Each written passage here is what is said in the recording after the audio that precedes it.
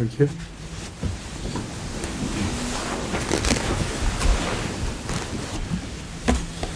السلام علیکم ورحمۃ اللہ. شروع کر دیں پھر. آج کس آیت سے کہاں سے پڑھنا ہے؟ آپ نے صفحے صاف کر لیے تھے نا؟ آیت نمبر 12 یہاں سے شروع کر کے کتنا رہتا ہے رکوع؟ یہ واقعی پورا پڑھ چکے ہیں پہلے؟ اچھا یہی شروع کریں. ٹھیک ہے.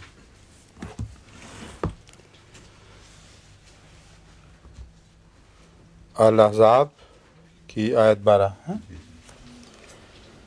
اعوذ باللہ من الشیطان الرجیم. بسم اللہ الرحمن الرحیم. هنالک ابتلی المؤمنون وزلزلوا زلزالا شدیدا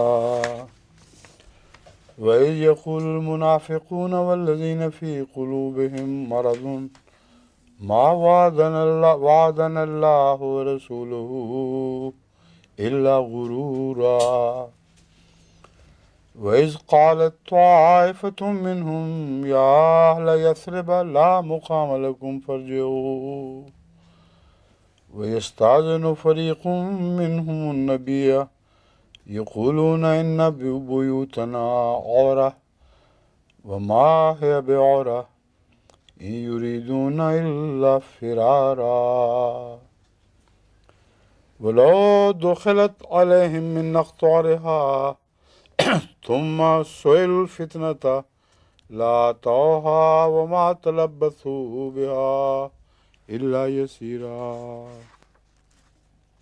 وَلَقَدْ كَانُوا عَاهَدُوا اللَّهَ مِنْ قَبْلُ لَا يُوَلُّونَ الْأَدْبَارَ وَكَانَ عَهْدُ اللَّهِ مَسْئُولًا قُلْ لَنْ يَنْفَعَكُمُ الْفِرَارُ إِنْ فَرَرْتُمْ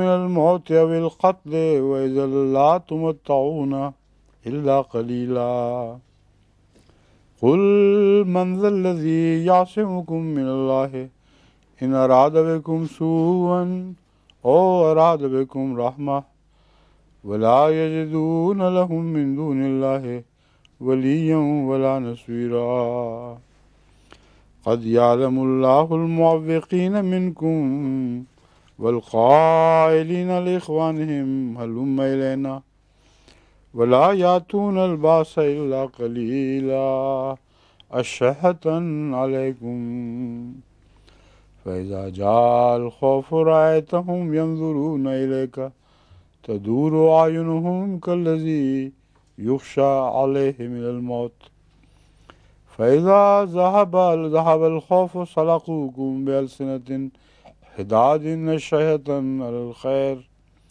أولئك لم يؤمنوا فأحبط الله أعمالهم وكان ذلك على الله يسيرا يحسبون الأحزاب لم يذهبوا وإن يأتي الأحزاب يودوا لو أنهم بادون في الأعراب يسألون عن أنبائكم ولو كانوا فيكم ما قاتلوا إلا قليلا.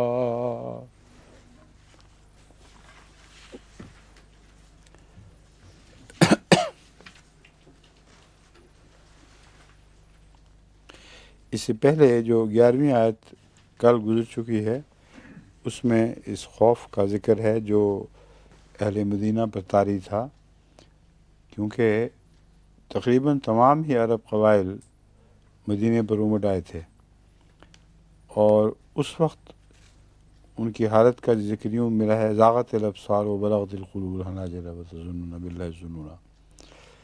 اس کے بعد آئے ہنالک ابتلی المؤمنون وزلزلوا زلزالا شدیدا. یہ وہ مقام تھا جہاں مومن بھی آزمائے گئے اور ان پر اور شدید زلزلے میں مبتلا کر دیے گئے، لیکن مومن اس ابتلا میں ثابت قدم رہے جیسا کہ دوسری آیت سے ظاہر ہے. لیکن منافقوں کا یہ حال تھا، وَإِذْ يَقُولُ الْمُنَافِقُونَ وَالَّذِينَ فِي قُلُوبِهِم مَّرَضٌ، کہ جب منافق یہ کہہ رہے تھے اور وہ لوگ جن کے دل میں مرض ہے، ما وعدنا اللہ ورسولہ الا غرورا، اللہ اور اس کے رسول نے دھوکے کے سوا ہم سے کوئی وعدہ نہیں کیا تھا۔ یہ کون سا وعدہ ہے جس کے متعلق وہ کہتے ہیں کہ دھوکے کا وعدہ تھا؟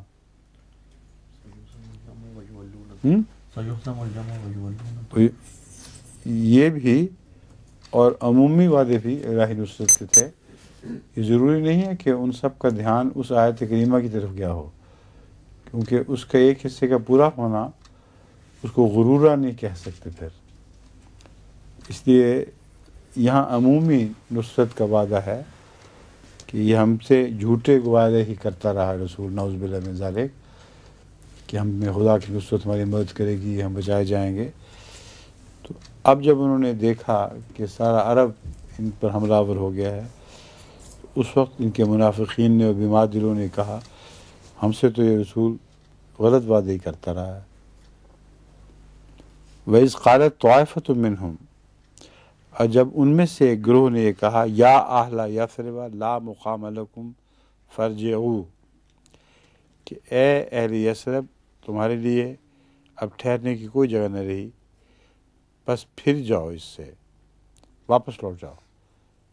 یہ کون لوگ کہاں لوٹے؟ کہاں لوٹنے کا ان کو کہا جا رہا ہے؟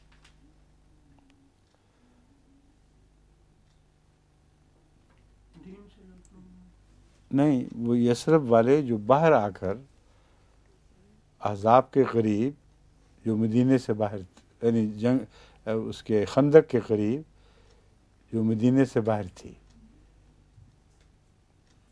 ان کو یہ ابتداً یہ حکم نہیں تھا کہ وہ مدینے سے باہر لڑیں گے، لیکن اس وقت ان کی ایمان کی حالت ایسی ہو چکی تھی کہ ناممکن تھا کہ رسول اللہ صلی اللہ علیہ وسلم باہر نکل کے لڑیں اور وہ مدینے میں بیٹھے رہیں۔ تو ان کو وہ وعدہ پرانا یاد دلایا جا رہا ہے، ان کا یہ اقرار کہ وہ مدینہ سے باہر نہیں لڑیں گے۔ عقل کرو، ان کو یہ کہہ رہے ہیں منافقین کہ اپنے گھروں کو لوٹ جاؤ، مدینے سے باہر تمہارا کوئی ٹھہرنے کا مقام نہیں رہا، تمہیں یہاں قرار نہیں مل سکتا۔ یا اہل یثرب لا مقام لکم فارجعوا، بس واپس چلے جاؤ اپنے گھروں کو۔ وَيَسْتَأْذِنُ فَرِيقٌ مِّنْهُمُ النَّبِيَّ، اسی لیے اجازت بھی لے رہے تھے کہ بعض ان میں سے باقاعدہ اجازت لینے لگے، اس لیے کہ ہمارے گھر خالی ہیں، تو اپنے گھروں سے باہر نکل کر لڑ رہے تھے، جس کے ابتداً وہ پابند نہیں تھے، مگر اس موقع پر یہ بہانہ بنا لیا کہ ہمارے گھر خالی پڑے ہیں، ننگے ہیں، پیچھے ان پر حملہ اور پیچھے سے حملہ کر سکتا ہے، جبکہ کوئی دفاع کا سامان موجود نہیں۔ وہ ماہ ہے اب عورا، حالانکہ وہ ننگے نہیں تھے، یعنی ان کا دفاع اچھا بھلا موجود تھا۔ ان یریدون الا فرارا، وہ سوائے بھاگنے کے، فرار اختیار کرنے کے اور کچھ بھی نہیں چاہتے۔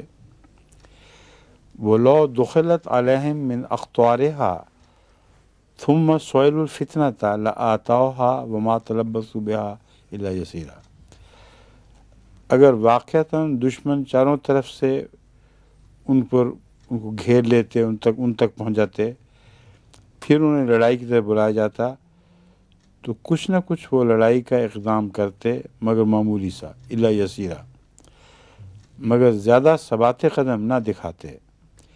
یہ مضمون جو ہے اس کو سمجھنا ضروری ہے، کیا امکانی صورتحال پیش کر کے کیا ثابت کیا جا رہا ہے۔ وَلَوْ دُخِلَتْ عَلَيْهِمْ مِنْ أَقْطَارِهَا، ابھی تو یہ مدینے سے باہر ہیں اور کہہ رہے ہیں اب گھر ہمارے خالی پڑے ہیں، اگر کناروں سے دشمن مدینے کی گلیوں میں داخل ہو جاتا، یہ ہے، یعنی چاروں طرف سے مدینے کی گلیوں میں اگر دشمن داخل ہو جاتا، ثم سئلوا الفتنة، اب فتنہ کا کیا مطلب ہے؟ فتنہ سے مراد لڑائی ہے، پھر ان سے لڑائی کا سوال کیا جاتا، لَآتَوْهَا، تو لازماً ان کو اس لڑائی میں شرکت کرنی پڑنی تھی۔ اب تو رسول اللہ صلی اللہ علیہ وسلم اور آپ کے صحابہ کی ان قربانیوں کے نتیجے میں جو وہ خندق کھود کر باہر نکل آئے ہیں، ان کے مدینے کو حفاظت میسر ہو گئی ہے۔ وہ ماہ اب اورا نہیں ہے جیسے کہ وہ کہہ رہے ہیں۔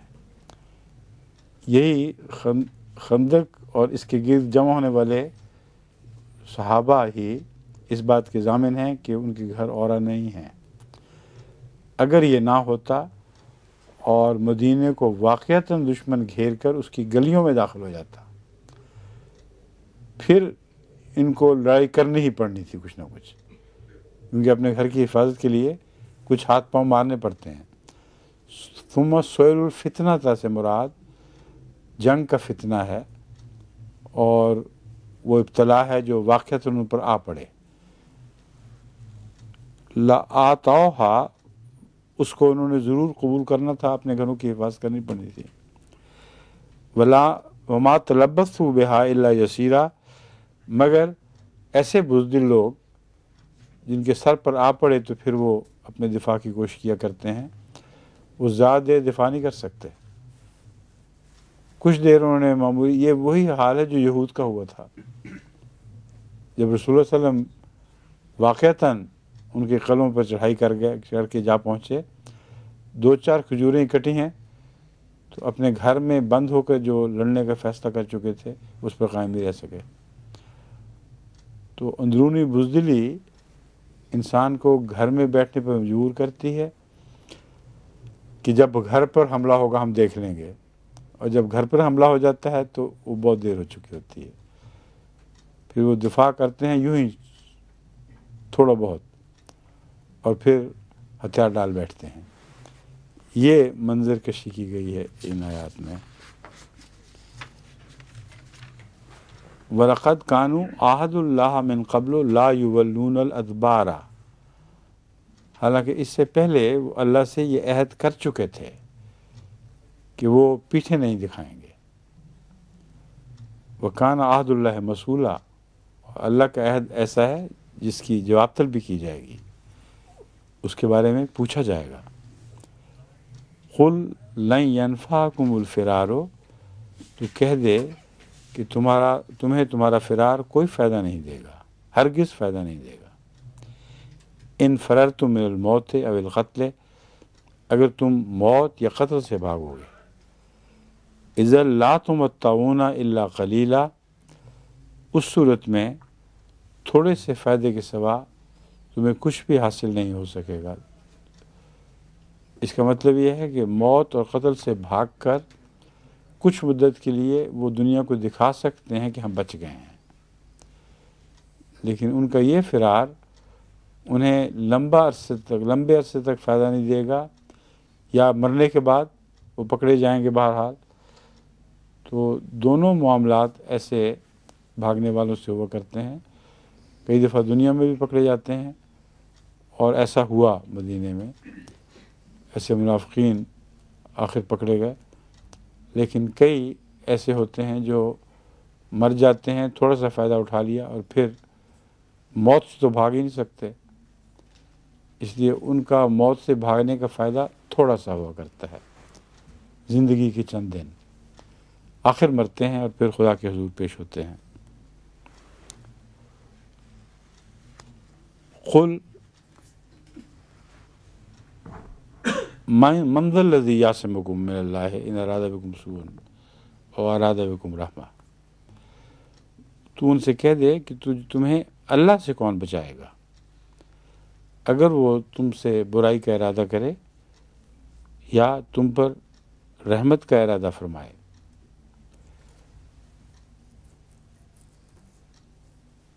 اب منزلی یاسمکم ان ارادہ بکم رحمہ کا کیا مطلب ہوا؟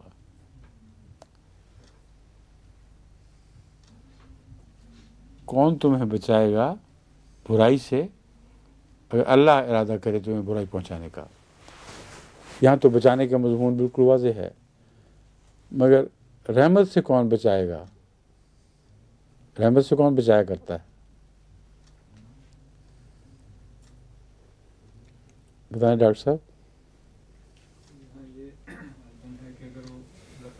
رحیم ہے، اگر توبہ کرو، اگر آپ کسی کو مارنے کا ارادہ کریں اور ہتھیلی سا بچا لیں اس کو، یہ تو سمجھ آ رہی ہے نا بات جی، لیکن آپ اس پر کچھ رحم فرمانے کا ارادہ کریں اور حاجی صاحب بچا لیں، یہ کیسے ہو سکتا ہے؟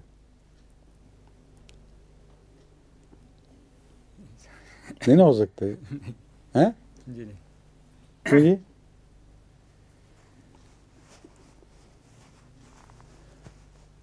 یہاں بچانے سے مراد ہے روک ڈالنا. رسول اللہ صلی اللہ علیہ وآلہ وسلم اور آپ کے ساتھیوں پر اللہ رحمت کا ارادہ کرے تم روک ڈال کے دیکھ لو، وہ بھی نہیں کر سکو گے. بس اپنے آپ کو مصیبت سے بچا نہیں سکتے، اور ان کو جن پر خدا نے رحمت کا فیصلہ کر لیا ہے اس رحمت سے باز نہیں رکھ سکتے، ہٹا نہیں سکتے، وہ نازل ہو کے رہے گی. یہ مراد ہے. او اراد بکم رحمہ، بکم میں سوسائٹی مراد ہے. سوسائٹی کے ایک حصے کے متعلق سو کا ارادہ ہوگا، ایک حصے کے متعلق رحمت کا ارادہ ہوگا. ولا یجدون لہم من دون اللہ ولیا ولا نصیرا، اور وہ اللہ کے سوا کوئی ولی یا مددگار، کسی اور کو ولی یا مددگار نہیں پائیں گے.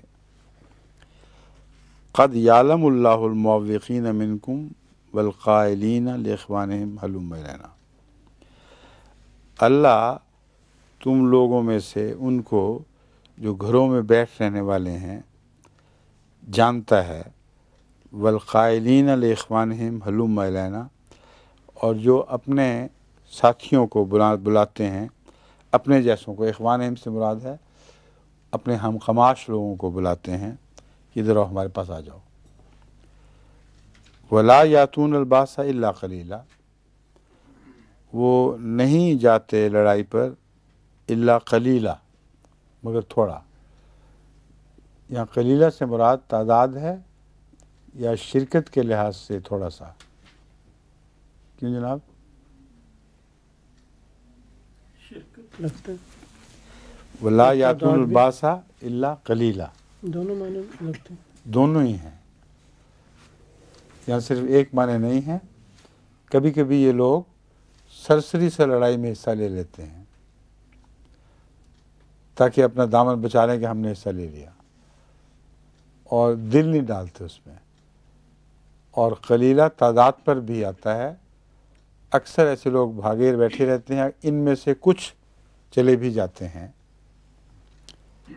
اشہۃ علیکم، وہ تمہارے بارے میں کیا کرتے ہیں؟ اشہۃ کیا مطلب ہے؟ اشیاء خسیس، کنجوس کو نہیں کہتے اشیاء، تمہارے بارے میں خسیس ہیں. کس لحاظ سے؟ خیر کے پہنچنے کے لحاظ سے. تمہاری بھلائی ان کو اچھی نہیں لگتی. دلوں کے کنجوس ان معنوں میں کہ تمہاری بھلائی ان سے برداشت نہیں ہوتی، حالانکہ ان کے جیب سے کوئی پیسہ نہیں نکلتا جو تمہاری طرف جا رہا ہو. ان کا کچھ کم نہیں ہو رہا ہوتا جو تمہیں ملتا ہو.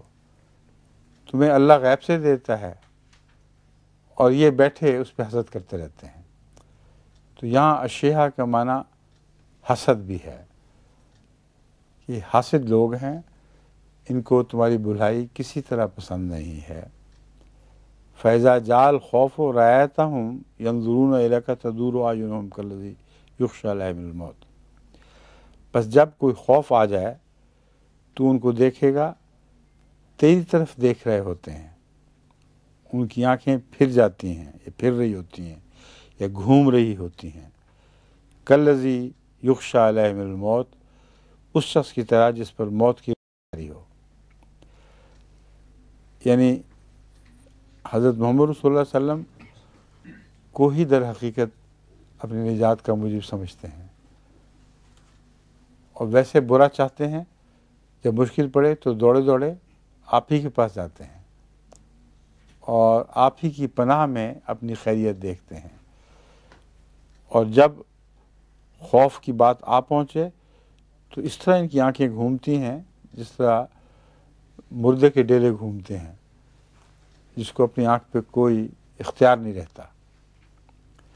فَإِذَا ذَهَبَ الْخَوْفُ سَلَقَكُم بِأَلْسِنَةٍ شَدَادٍ، اور وہی حالت پھر واپس آ جاتی ہے، جب خوف چلا جائے تو پھر تمہیں کاٹنے لگتے ہیں تیز زبانوں کے ساتھ۔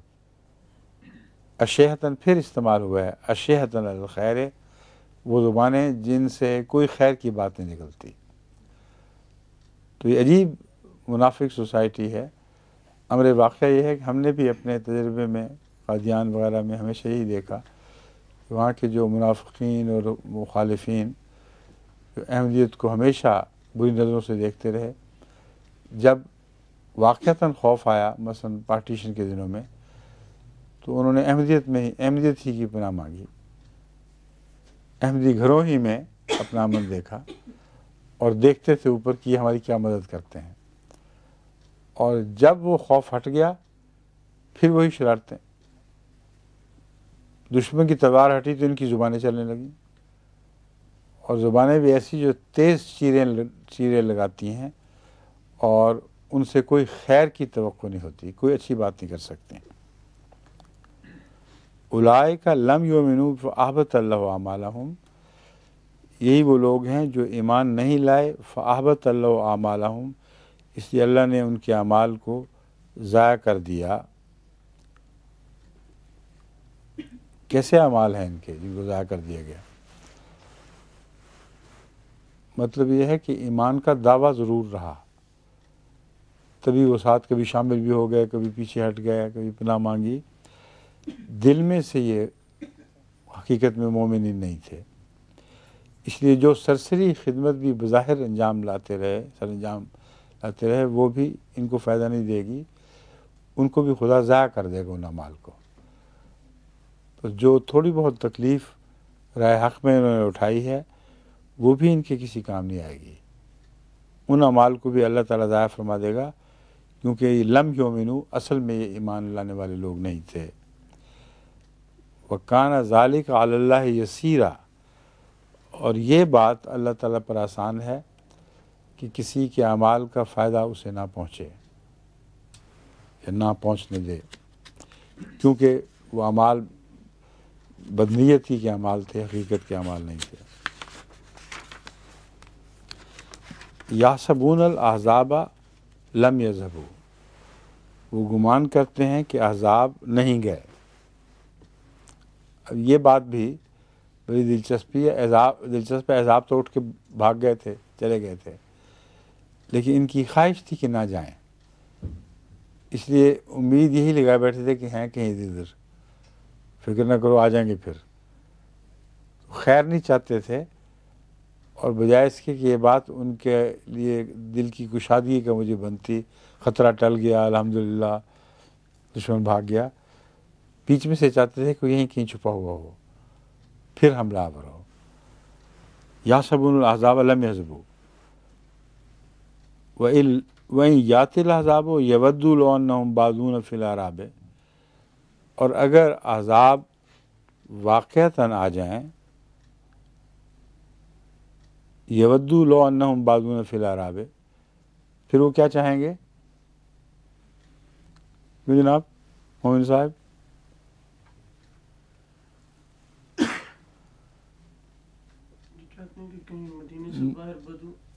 کس لیے چاہتے کیوں ہیں پھر کہ وہ نہ جائیں، نہ گئے ہوں؟ اس لیے کہ مسلمانوں کی ہلاکت دیکھنا چاہتے ہیں، اپنی ہلاکت نہیں دیکھنا چاہتے ہیں۔ اگر عذاب واقعتاً آ جائیں تو اس کے ڈرپوک چیزیں ہیں، اس وقت یہ کہیں کہ کاش ہم اندر بیٹھے نہیں باہر سے دیکھتے ان کا حال، صحرا میں ہوتے اور کہتے کنج نو کیا حال ہوا، کیا گزری مومنوں پر۔ تو یہ دوگلی حالت ہے جو نہ اس کروٹ چین دیتی ہے نہ اس کروٹ چین دیتی ہے۔ مدینے میں رہتے ہوئے عذاب کا جانا ان کو خوش نہیں کرتا، کیونکہ یہ سمجھتے تھے کہ اصل نقصان محمد صلی اللہ علیہ وسلم اور آپ کے ساتھیوں کو ہوگا اور ہم کسی طرح اپنا دامن بچا لیں گے۔ لیکن اس خواہش کے باوجود کہ وہ نہ جاتے، اگر وہ آ جاتے تو ان کو اپنا خوف پھر طاری ہو جانا تھا، اور اس وقت یہ خواہش کرتے کہ کاش ہم باہر بیٹھے یہ حال دیکھ رہے ہوتے، مدینے میں گھرے ہوئے، کچھ چوٹیں ہمیں بھی پڑ جائیں گی۔ یہ خوف ہے جس کی وجہ سے وہ یہ کہتے ہیں یسألون عن انبائکم ولو کانوا فیکم ما قاتلوا الا قلیلا۔ وہی بات ہے پھر کہ اگر وہ تمہارے اندر ہوں اور حملہ ہو جائے تو تم دیکھو گے کہ سوائے سرسری لڑائی کے یہ لڑنے والے لوگ نہیں ہیں، اور سوائے چند ایک کے ان میں سے اس لڑائی میں کوئی حصہ نہیں لے گا۔ وہ چاہتے ہیں کہ باہر ہی رہیں تاکہ ہم پہ یہ بھی زد نہ قدر نہ ہو کہ ہم تو کہیں گے جی وہ تو اندر آئی نہیں تھی، ہمارا وعدہ تھا کہ مدینے کے اندر لڑیں گے، باہر نہیں لڑیں گے۔ تو اس کے لیے کوئی عبارت تجویز کریں جو ہے داخل کی جائے۔ جو آپ بات فرما رہے ہیں یہ بنتی نہیں، مسلسل مضمون اسی طرح چل رہا ہے جو میں آپ سے عرض کر رہا ہوں۔ مطلب یہی ہے کہ ان کی خواہش اور ان کے عمل کے درمیان ایک تضاد ہے۔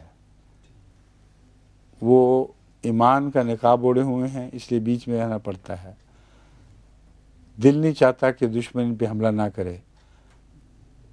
جب سوچتے ہیں کہ حملہ کرے گا تو چونکہ مومنوں کا نقاب اوڑھے ہوئے ہیں، خطرہ ہے کہ ہمیں بھی پڑ جائیں گی، پھر دل چاہتا ہے کہ ہم باہر ہوتے، ایسی حالت میں ان پر حملہ ہو کہ ہم یہاں موجود نہ ہوں۔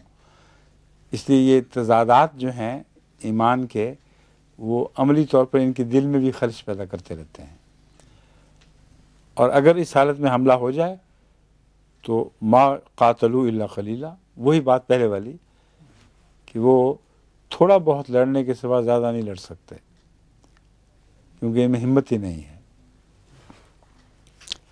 لقد کان لکم فی رسول اللہ، پڑھنی ہے تلاوت؟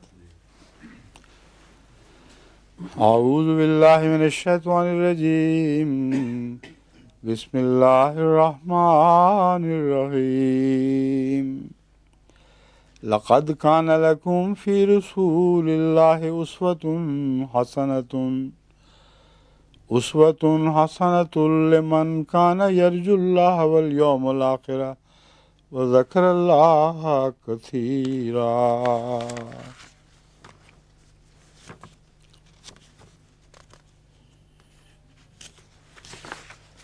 ولما رأى المؤمنون الأحزاب قالوا هذا ما وعدنا الله ورسوله وصدق الله ورسوله وما زادهم إلا إيمانا وتسليما۔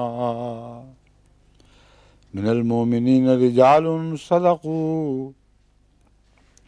صدقوا ما عاهدوا الله عليه فمنهم من قضى نحبه ومنهم من ينتظر وما بدلوا تبديلا،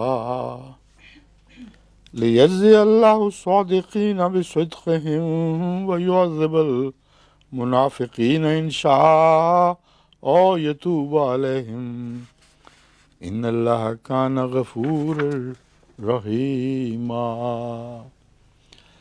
ورد الله الذين كفروا بغيظهم لم ينالوا خيرا وكفى الله المؤمنين القتال وكان الله قويا عزيزا۔ وأنزل الذين ظاهروهم من أهل الكتاب من صياصيهم وقذف في قلوبهم الرعب فریقا تقتلون وتعصرون فریقا۔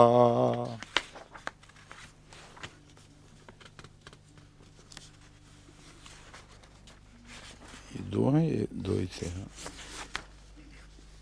وَأَوْرَثَكُمْ أَرْضَهُمْ وَدِيَارَهُمْ وَأَمْوَالَهُمْ وَأَرْضًا لَمْ تَطَوْهَا وَكَانَ اللَّهُ عَلَى كُلِّ شَيْءٍ قَدِيرًا۔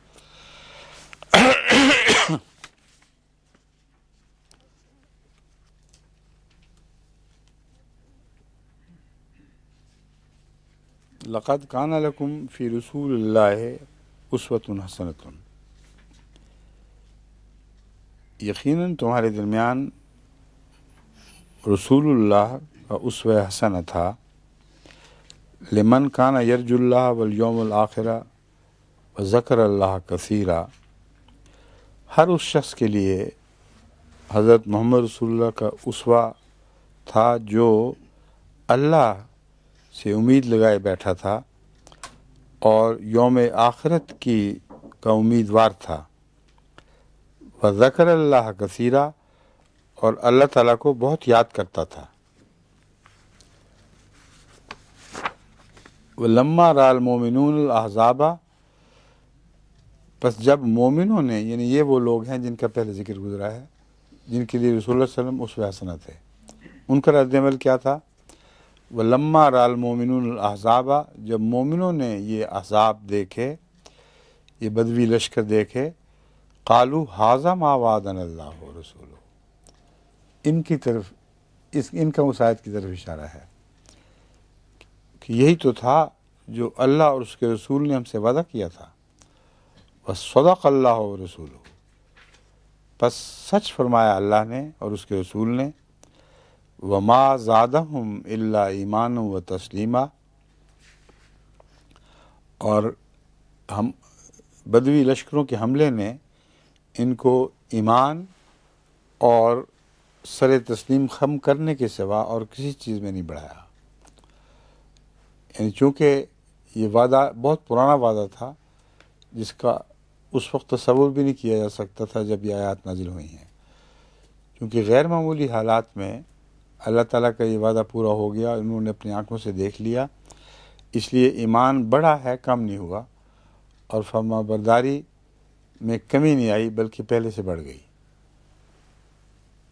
من المؤمنین رجال صدقوا ما عاہدوا اللہ علیہ، اب اللہ اور رسول کے صدق نے ان کا صدق بڑھا دیا۔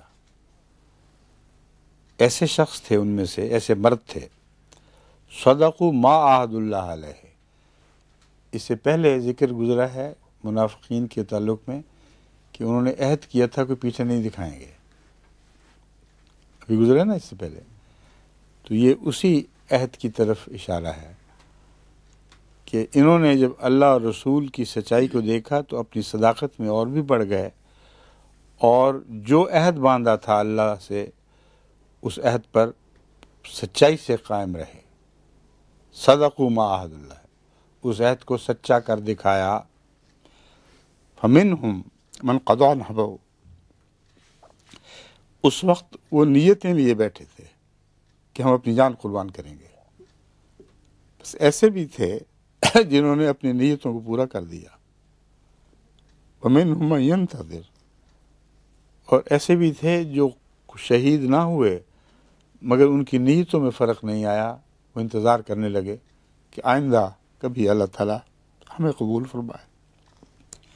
وما بدلوا تبدیلا، اور ذرہ بھر بھی ان میں کوئی تبدیلی نہیں آئی، جس طرح پہلے مومن تھے ویسے مومن رہے مگر بڑھ کر، تو ما بدلوا تبدیلا میں منفی تبدیلی مراد ہے۔ تبدیلی تو آئی ہے، یعنی جب سامنے دیکھ لیا احزاب کو تو پہلے سے بڑھ کر ایمان نصیب ہوا، پہلے سے بڑھ کر اپنے عہدوں پر قائم ہوئے، بس ما بدلوا تبدیلا سے مراد ہے کوئی منفی تبدیلی ذرہ بھر بھی انہوں نے نہیں دکھائی۔ لیجزی اللہ الصادقین بصدقہم ویعذب المنافقین ان شاء اور یتوب علیہم، یہ اس لیے تھا کہ اللہ سچوں کو ان کے سچ کی جزا دے اور منافقوں کو عذاب دے، ان شاء اور یتوب علیہم، اگر چاہے تو عذاب دے، مگر اس بات کا امکان موجود تھا کہ یہ منافقین بھی رفتہ رفتہ توبہ کر لیتے اور اللہ تعالیٰ ان کی توبہ کو قبول فرماتا۔ تو اور یتوب علیہم سے مراد ہے سوائے ان لوگوں کے جو توبہ کرتے اور اللہ ان کی توبہ قبول فرما لیتا۔ ان اللہ کان غفور الرحیمہ، یقیناً اللہ تعالیٰ بہت بخشنے والا اور بار بار رحم فرمانے والا ہے۔ وَرَدَّ اللَّهُ الَّذِينَ كَفَرُوا بِغَيْظِهِمْ لَمْ يَنَالُوا خَيْرًا، اللہ تعالیٰ نے ان لوگوں کو جنہوں نے انکار کیا اپنے غیظ سمیت اسی طرح لوٹا دیا۔ لم ینالوا خیرا، کہ ان کو کوئی بھلائی نہ پہنچی۔ وَكَفَى بِاللَّهِ الْمُؤْمِنِينَ الْقِتَالَ، اور اللہ تعالیٰ کف اللہ المؤمنین القتال، اور اللہ تعالیٰ مومنوں کے قتال کے لیے کافی ہو گیا۔ وَكَانَ اللَّهُ قَوِيًّا عَزِيزًا، اور اللہ تعالیٰ بہت طاقتور اور غالب اور حکمت والا غالب ہے اور بزرگی والا ہے۔ یہ لوگ واپس لوٹے ہیں کہ ان کے سینے کا غیظ اسی طرح کھولتا رہا اور انہیں اپنے لحاظ سے کوئی بھلائی نصیب نہیں ہوئی،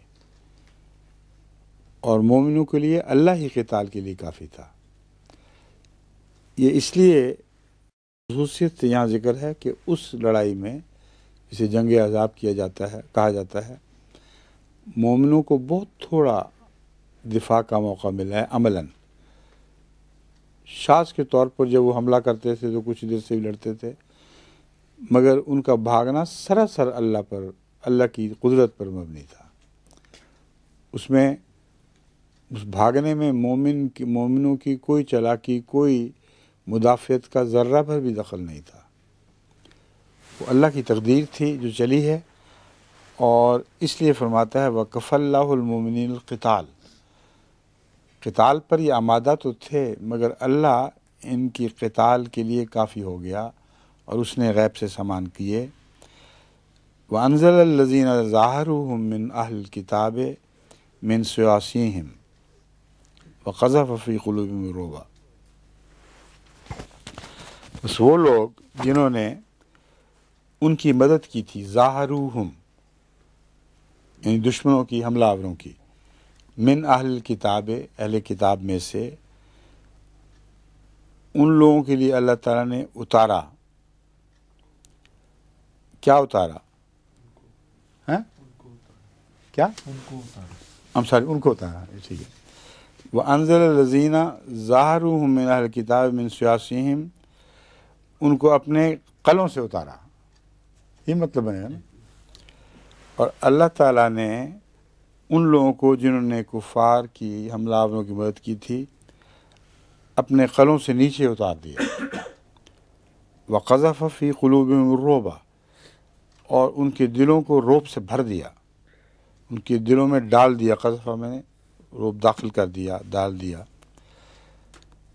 فَرِيقًا تَقْتُلُونَ وَتَأْسِرُونَ فَرِيقًا، نتیجہ یہ نکلا کہ ان میں سے ایک فریق کو تم نے قتل کیا اور باقی سب کو قیدی بنا لیا۔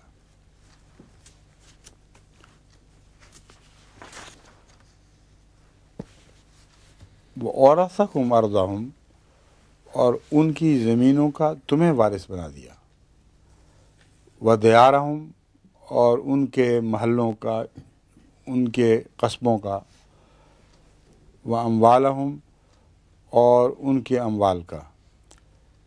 ارضہم و دیارہم و اموالہم، یوں کہہ سکتے ہیں کہ ان کی زمین، اس پر جو کچھ بنا ہوا تھا، جو کچھ تعمیر شدہ تھا، اور ان تعمیر شدہ گھروں میں جو کچھ مال تھا، وہ سب کچھ تمہیں عطا فرما دیا۔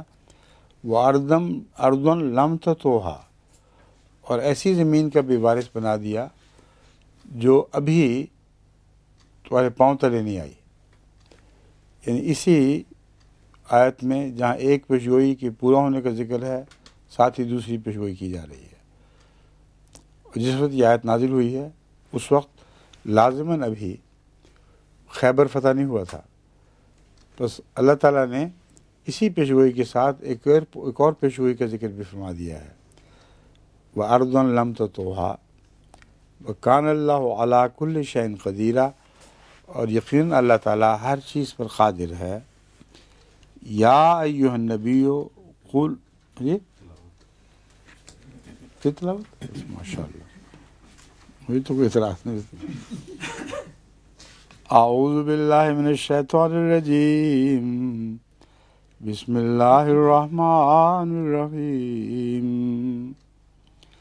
یا ایہا النبی قل لازواجک ان کنتن تردن الحیاة الدنیا وزینتها فتعالین امتعکن وسرحکن سراحا جمیلا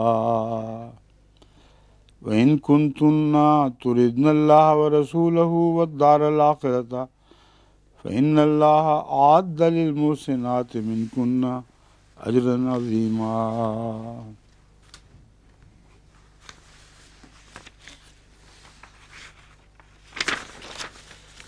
يا نساء النبي من يأت منكن بفاحشة مبينة يضاعف لها العذاب الضعفين وكان ذلك على الله يسيرا. ومن يقنط پارا کا نام لکھا ہوا ہے آپ نے؟ صورت تو چل رہی ہے اسی طرح. میں سمجھا یہ آیت لکھی ہوئی ہے، وہ آیت نیچے ہے. ومن يقنط منكن لله ورسوله وتعمل صالحا نؤتها أجرها مرتين وأعتدنا لها رزقا كريما. يا نساء النبي لستن كأحد من النساء إن اتقيتن فلا تخضعن بالقول فيطمع الذي في قلبه مرض وقلنا قولا معروفا. وقرن في بيوتكن ولا تبرجن تبرج الجاهلية الأولى وأقمنا الصلاة وآتينا الزكاة وآتينا الله ورسوله إنما يريد الله ليذهب عنكم الرجس أهل البيت ويطهركم تطهيرا. واذكرن ما يتلى في بيوتكن من آيات الله والحكمة إن الله كان لطيفا خبيرا.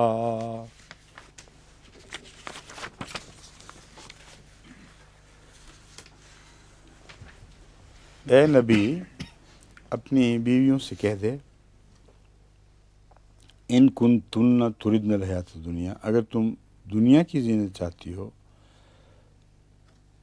اگر دنیا چاہتی ہو یعنی دنیا کی زندگی چاہتی ہو، وزینتہا اور اس کی زینت چاہتی ہو، فتعالین امتعکن وسرحکن سراحا جمیلا، تو آ جاؤ میں تمہیں بہت کچھ دوں گا اور تمہیں عمدگی کے ساتھ رخصت کروں گا. وَإِن كُنتُنَّ تُرِدْنَ اللَّهَ وَرَسُولَهُ وَالدَّارَ الْآخِرَةَ، اور اگر تم چاہتی ہو اللہ کو چاہتی ہو اور اس کے رسول کو اور آخرت کے گھر کو، تو یقیناً اللہ تعالیٰ نے تم میں سے احسان کرنے والیوں کے لیے بہت بڑا اجر تیار کر رکھا ہے. یہ بتائیے یہ خطاب اچانک اس پہلے خطاب کے بعد کیا اس سے تعلق رکھتا ہے؟ کیوں اس خطاب کو بالکل ایک دوسری طرف پھیر دیا گیا ہے؟ ڈاکٹر صاحب آپ بتائیں.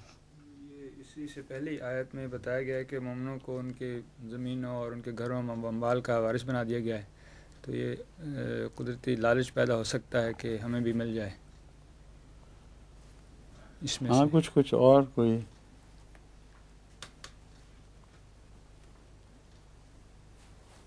حضرت صلی اللہ علیہ وآلہ وسلم کا ان سب خواتین مبارکہ نے ساتھ دیا غربت میں، اور جو مال نہ ہو پاس اس کو قربان کرنا آسان ہے. وہ حالات ہی غربت کے حالات تھے، ان میں سادہ اور مشکل زندگی بسر کرنا ان کے لیے ایک آسان نسبتاً مجبوری کا فعل تھا. تو اب اللہ تعالیٰ نے دن بدل دیے ہیں. جنگ احزاب بجائے اس کے کہ مومنوں کا کوئی نقصان کرتی اور کچھ کم کرتی، مومنوں کے لیے نئی زمینیں، کشادہ زمینیں، نئے محلات، ان کے رزق سب ان کو عطا کیے جا رہے ہیں. تو احزاب کی غربت کا تصور باندھیں اور پھر ان وعدوں کا اور احزاب کے نتائج کا. اس صورت میں بعض دلوں میں ان دنیاوی چیزوں کی طرف بھی براہ راست حرص ہو سکتی ہے۔ اس لیے اللہ تعالیٰ نے رسول اللہ صلی اللہ علیہ وسلم کو اپنی بیویوں کو مخاطب کرنے کے لیے فرمایا ہے کہ یہاں سے بات شروع کرو، ان کو اپنی زندگی کی پاکیزگی میں اسی طرح رہنا ہوگا جیسے غربت میں رہا کرتی تھیں، اور یہ دنیاوی اموال ان کے اندر ذرا بھی حرص اور لالچ پیدا نہ کرنے والے ہوں۔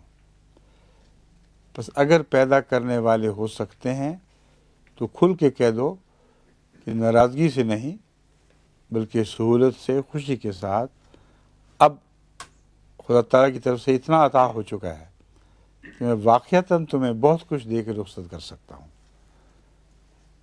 اس لیے اب فیصلہ کرو۔ یہ ہے، اور اس فیصلے میں ان رسول اللہ علیہ وسلم کی بیویوں کے لیے دو چیزیں ہیں جو بالکل واضح کر دی گئی ہیں کہ اگر ساتھ رہنا ہے تو عام مسلمان عورتوں سے بھی زیادہ مشکل کے ساتھ ساتھ رہنا ہوگا، اور اگر چھوڑنا ہے تو تمہیں کوئی تکلیف نہیں۔ اس وقت ان سب نے ساتھ دیا ہے، اور ان خواتین مبارکہ پر شیعہ اپنی زبانیں کھولتے ہیں۔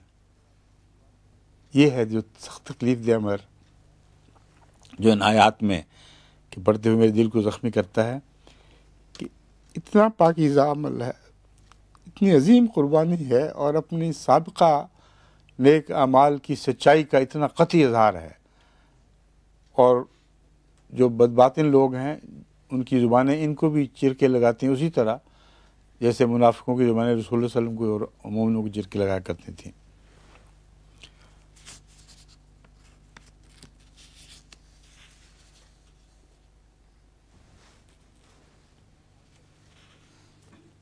ان اللہ اعد للمحسنات منکم اجرا عظیما یا نساء النبی من یات منکن بفاحشۃ مبینہ یضاعف لها العذاب ضعفین۔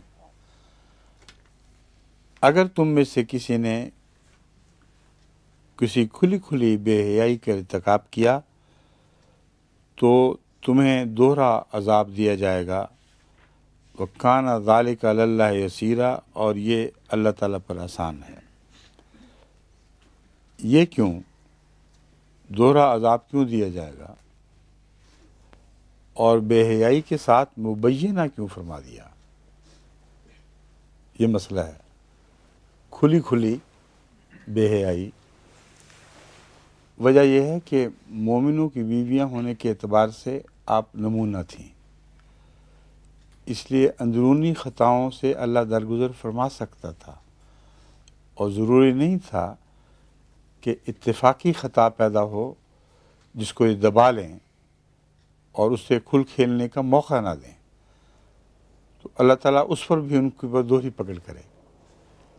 لیکن جس سوسائٹی کے لیے ان کو نمونہ بنایا گیا ہے اس کے تقاضے ہیں کہ اس سوسائٹی کے سامنے ان کی خواہشات کھل کر باہر نہ آئیں، دبانا پڑے گا ان کو۔ اگر ان خواہشات کو پورا کریں گی تو ساری سوسائٹی غلط رستوں پر چل پڑے گی، تو اس لیے ان کو دوہری سزا کا وعید ہے، امکانی طور پر، احتمالی طور پر، اور اللہ پر یہ آسان ہے۔ لیکن وَمَن يَقْنُتْ مِنْكُنَّ لِلَّهِ وَرَسُولِهِ، جو عورت تم میں سے فرما برداری کے ساتھ اللہ اور رسول کے پاس بیٹھ رہے گی، وَتَعْمَلْ صَالِحًا، اور نیک اعمال بجا لائے گی، نُؤْتِهَا أَجْرَهَا مرتين، ہم اس کو اس کا اجر دوہرا دیں گے، وَأَعْتَدْنَا لَهَا رِزْقًا كَرِيمًا، اور ان کے لیے ہم نے رزق کریم تیار فرمایا، عزت والا رزق۔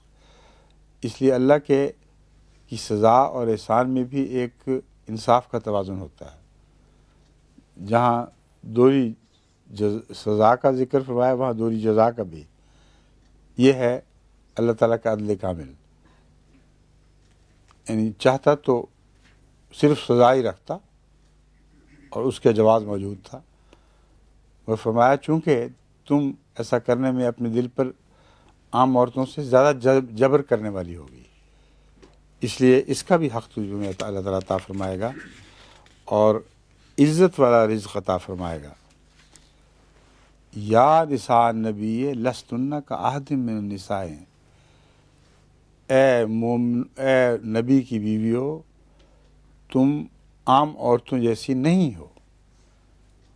ان اتقیتن، اگر تم تقوی اختیار کرو،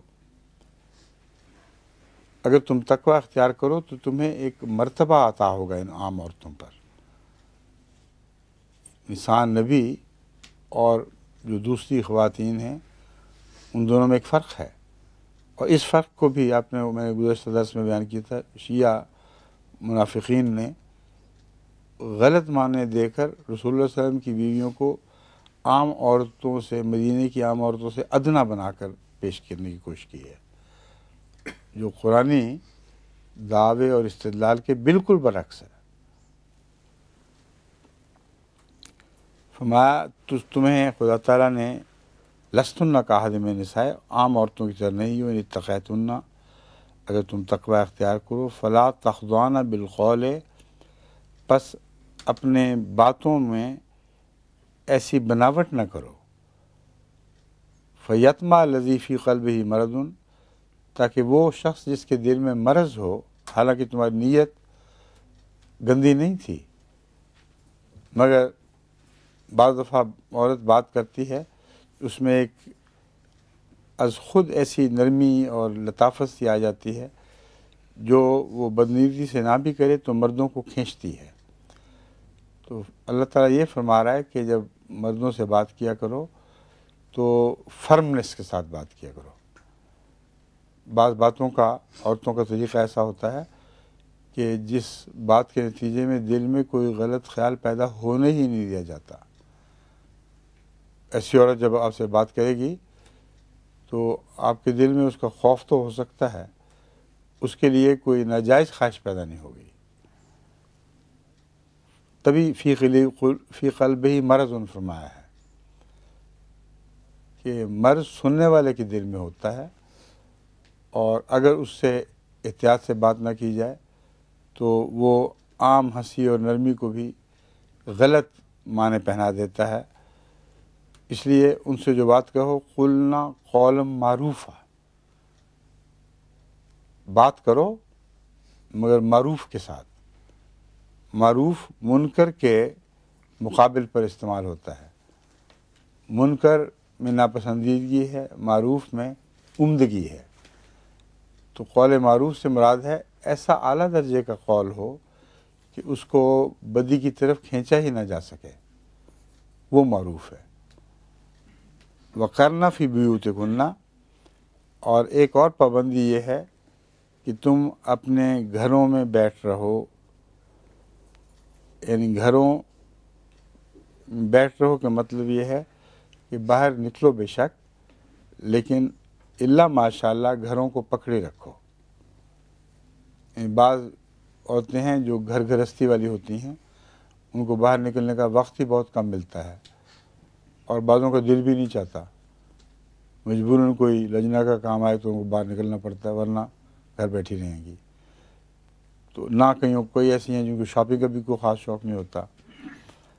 تو اس زمانے میں بھی مزاج کے لحاظ سے عورتیں یہی تھیں جو آج کل ہیں، ان میں کئی باہر نکلنے والیاں، مارکیٹیں دیکھنے والیاں، اور کئی گھروں کو پسند کرنے والیاں، مگر یہاں ان سب کے لیے اللہ کی خاطر یہ حکم ہے، کرنا فی بیوتکن، یعنی خدا کی خاطر جو تم سے اعلیٰ توقعات باندھی جا رہی ہیں ان کی خاطر تم گھروں میں رہا کرو، اور تبرج الجاہلیہ اختیار نہ کرو۔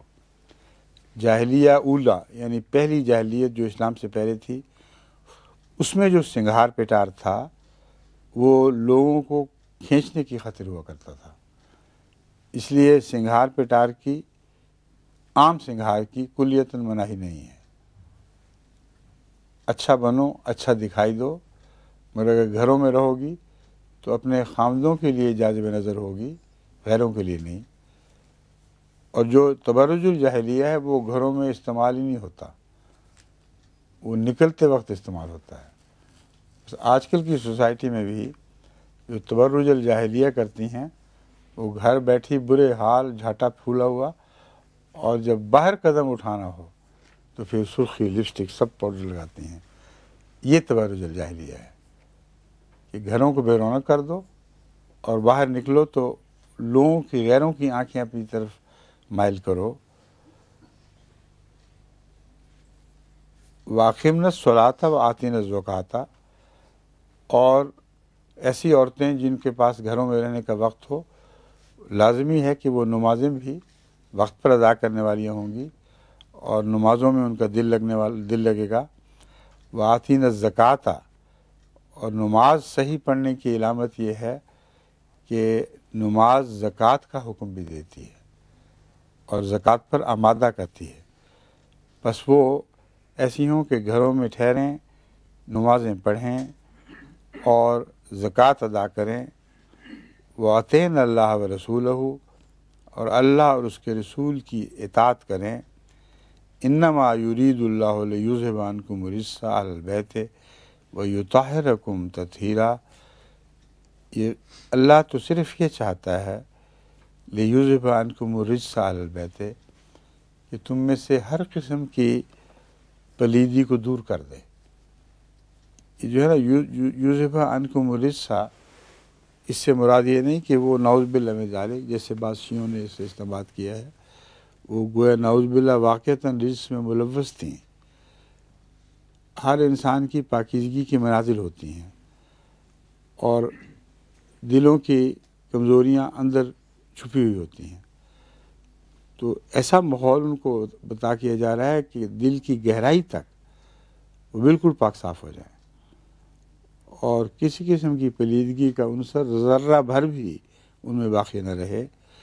اسی لیے اس کا ترجمہ یہ کیا گیا ہے انکم الرجس اہل البیت ویطہرکم تطہیرا، یعنی رجس کا دور کرنے سے مراد ہے غیر معمولی صفائی کی جائے۔